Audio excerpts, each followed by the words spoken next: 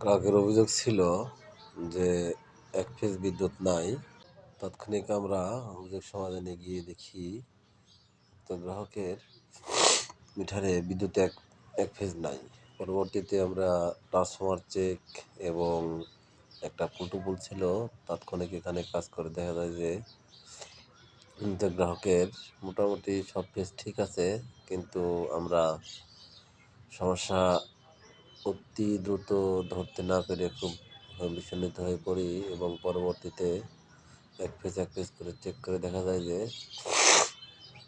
গ্রাহকের মিটারে 3 ফেজ পাওয়া যাচ্ছে এবং সর্বোপরি আমরা অনেক খাটাখাটনির পরে বিশ্বাসিত হয় যেহেতু বিএমডির মিটার এবং তার গ্রাহকের মিটারের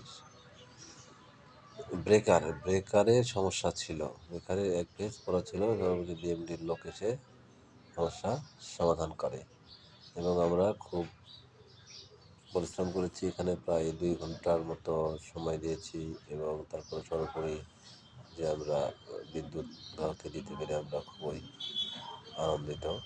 সহযোগিতায় ছিলেন ইব্রাহিম হোসেন।